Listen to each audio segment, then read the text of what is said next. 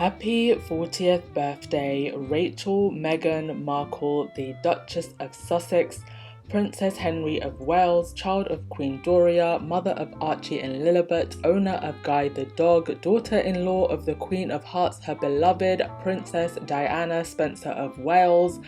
What an interesting 4 decades of life you have lived, Rachel, going from your average working class girl in America to the weird and wonderful world of Hollywood, to the upper echelons of British aristocracy, to the most talked about woman on the planet, the princess who rescued the prince.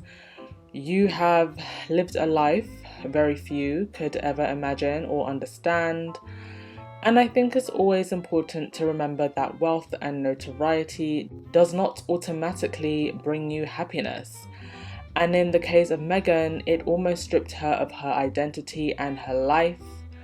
But she remembered who she was before she ever walked into the monarchy.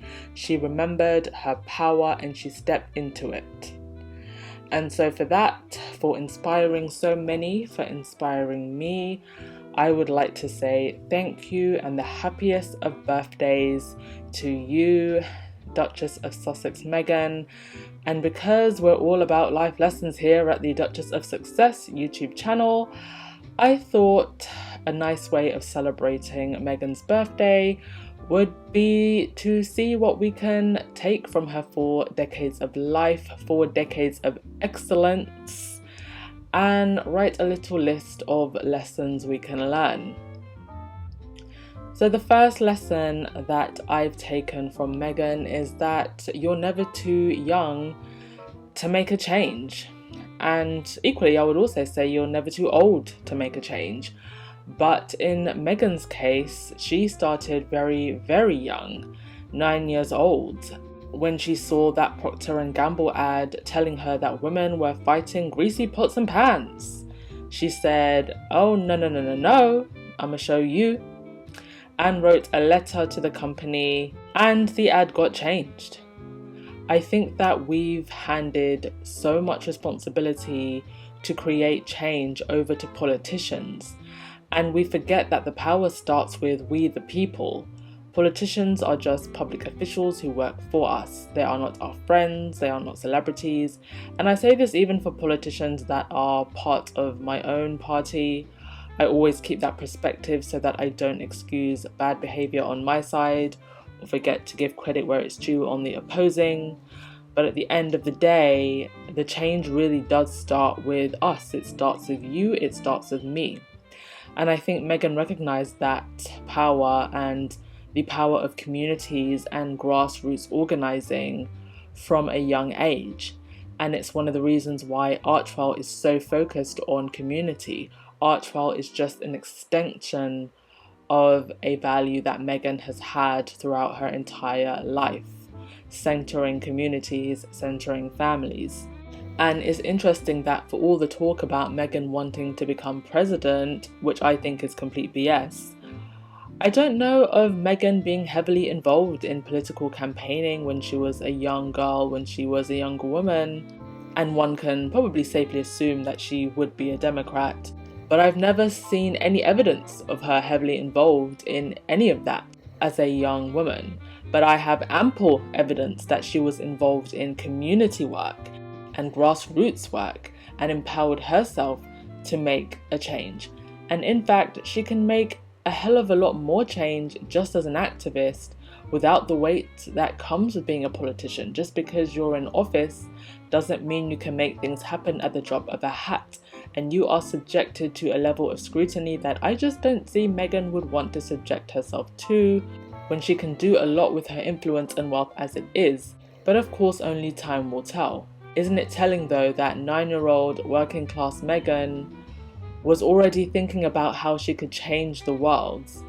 And yet people who have ample wealth and privilege, certainly the institution that she walked into, seem to think that service is showing up, doing a photo call and waving. So you're never too young or too ordinary to make change, because in fact it's ordinary people that do extraordinary things. Because one thing about not having wealth and privilege is that you're not cushioned, and many of our biggest innovators and change makers did not come from wealth. In fact, a lack of resources made them more resourceful. So next time you're feeling disempowered, think about that. It may not be that you lack resources, just resourcefulness. The next lesson that I think that we can take from Meghan's 40 years of excellence is to protect your reputation at all costs. In a world of electronic correspondence and smartphones and social media, that is not necessarily an easy task, but Meghan's reputation is spotless and squeaky clean. You know that if there was anything that the British press and the firm could use against her, they would. But there is nothing, absolutely nothing, which is quite remarkable. How many of you could lay claim to that? I will happily admit to being a hot mess. I do not have a squeaky clean reputation, but at the end of the day, we're human. But if you do want to reach the level of success that Meghan has gotten with minimal casualties, live your life like you could end up the most famous woman alive. The next lesson I think we can take is to be kind even in a cruel world. I think the harsh realities of life make us hard, and we lose our playfulness and joy and become cynical as we become older. And you have to remind yourself that no matter what is going on in the world around me, that I will move with grace and I will lead in my life with compassion. It's not about how other people act, it's about me, my peace, and my soul. And I think we can all agree that Meghan epitomizes that way of thinking and living. She stands up for herself, but she does it in a way that protects her peace, and so she doesn't become a reflection of her detractors, and she refuses to jump in the mud with pigs, because you'll only end up getting dirty yourself. The next lesson that I think we can take from Meghan's 40 years of excellence is that your network is your net worth, and building your network should be a full-time job. This is something I learned far too late in life. The more effort you put into this when you're young, the easier it will be when you're older, because as you build your connections build themselves. You put yourself out there enough, you become a person who people mention and recommend and speak highly of to others even when you're not in the room. And this of course is what landed Meghan her date with Harry. Rumour has it that it was Misha Nonu who introduced her to Harry. But it took for her to build that connection, for her to be in the position where somebody like that can go to somebody like Harry and say, hey, I know this girl you might like, and I think that she would be the right girl for you.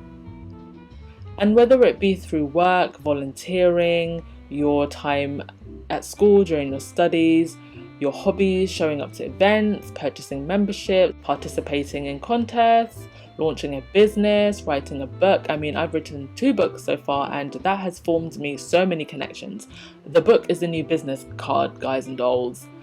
There are so many ways that you can build your network, and I think I'm actually going to do a whole video on this because it's so central to who Meghan has become, and for anyone looking to emulate even a shred of her success, it is definitely a lesson that you should really take to heart. As a young woman, I did do a lot of volunteer work, and I could have done a lot more, to be honest. I even had a fashion blog, and it was never big, but it was enough to get me into Fashion Week and some pretty swell parties and rooms with some pretty influential people. And if I had my mind in the right place and worked a lot harder at it, I could have probably utilized that a lot more than what I did and used it to take me to more places. In fact, a couple of years ago, I came very, very close to becoming a Tate Young patron, and at the last minute I changed my mind. But a few months later, guess who ended up being announced as the royal patron? None other than Princess Eugenie. And Young Patron for the Tate isn't exactly cheap, but it's not too expensive either. It's only £90 a month. But I say all that to say that building your network is something that you should invest in, because you could be one introduction away from something life-changing and earn all of what you invested back. So that's something to think about. The next lesson that I think we can learn from Meghan's 40 years of excellence is to nurture and monetize your talents. Meghan is a great public speaker, writer, actress, calligrapher, content writer, and businesswoman, and she has utilized and monetized all of her talents to help her excel. If there is something that you are good at and enjoy, figure out how you can make money from it and use that to form connections. Through her acting, she got a role on a hit TV show and formed connections in Hollywood. That led to many things, including designing a capsule collection. She was also able to use her notoriety as an actress to collaborate with charities all over the world, including World Vision and UN Women. And as a content creator on her blog, she collaborated with industry insiders and many brands. As a calligrapher, she designed the wedding invites for Robin Thicke and Paula Patton's wedding. So you can see how many seeds she planted just by doing the things that she was good at. Even something as random as calligraphy got her through a golden door. The next lesson that we can learn from Meghan's 40 years of excellence is, don't dim yourself for others. One of the things that Meghan said in the Oprah interview was that the firm wanted her to be 50% of herself. And I almost spit out my milk, because you have to wonder, if that was Meghan at 50% on the verge of suicide, what is she going to bring at 110% with a loving and supportive system and no restrictions from anyone? It just further reinforces how slow, behind the times, and no longer relevant the monarchy has become.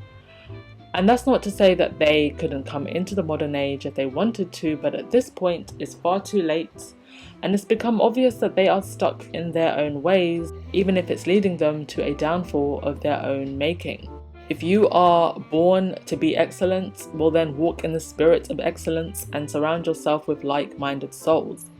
It's sad, but a lot of people never learn to control their egos, never learn to control that green-eyed monster, and as soon as they see someone smarter, more talented, more beautiful, it brings out the worst in them. And it definitely brought out the worst in those in the firm, in the British press, and those that entertain the lies of the British press. Me personally, I love being around people who are doing better than me. You are the average of the next 5 people around you. So to get envious and try to bring other people around you down, well, you're actually self-sabotaging yourself. And is there any greater example of this than the smear campaign that the firm tried to wage against Meghan? Well, it's blown up in their faces, and they can't do a single event or put on a single coat dress without mentioning Meghan. The last lesson that we can take from Meghan's 40 years of excellence, and to be honest, there are 100, and I'll probably end up doing individual videos on every single one of them. But I wanted to end on this one because I think it's the most important. And that is, do not hesitate to leave toxic environments and people. You do not have to be a sacrificial lamb for people who want to harm you or that are no longer bringing you joy. Meghan, and Harry for that matter, saying goodbye to a 300-year-old institution that many put on a pedestal, I think is a gift and a great lesson to everybody, because it reinforces the message that nothing and no one is worth sacrificing your well-being for. That there are not enough tiaras and fine porcelain china tea sets that will keep you happy if you're not living your truth. So whether it's an institution or even your own family, if it's damaging you in any way, find the nearest exit, don't look back, and don't apologize for protecting your peace. Meghan is the freaking blueprint. I have never come across anyone who has exuded excellence at almost every step of their lives in this manner, and it's an example of what consistency and hard work can get you. She didn't build this life overnight, it was built over 4 decades, and I think sometimes that my generation in particular gets so hung up on the fast wins and overnight success stories we dismiss the idea of slow and steady is what wins the race. If you get everything in life very fast, you can lose it just as quickly. It's the reason so many lottery winners go broke. If you get it slowly, you have the time to mature and be wiser with your winnings. Meghan is at the age and a level of maturity where she can really do great things for others, but she's had to live these last 4 decades to be where she is now. Now, I've seen a lot of hearsay about what's going on with her birthday party. I'm not going to pay attention to any of that. No one really knows. Party at Archie's Chicken Inn? That sounds like a hot party. I want to end by giving a shout out to the entire Sussex squad. We have done the Lord's work out here on these interwebs, on these Twitter streets, countering the narrative. Thank you so much to Tina and Michelle, who really kicked off this whole thing. Thank you to all of you, my subscribers. I would honestly do this even if there were only 5 people listening to me, but now there's almost 2,000 of you. Thank you so much to Baron at Sussex Royal, always giving a sister a shout out. And also don't forget the fundraiser being held in honour of Meghan's birthday, which is still running. I believe the aim was to raise around about $2,000, but it's over 40,000 the last I checked. 10k for each decade Meghan has been alive. So I'll be putting the link to that in the description box if you want to donate. If you can't donate, please do share to raise awareness. You are still contributing. Have a wonderful day as always, my darlings. Don't forget to like, comment and subscribe. And as Meghan always says, no bad energy. And here's to many more happy years for the Duchess. Ciao!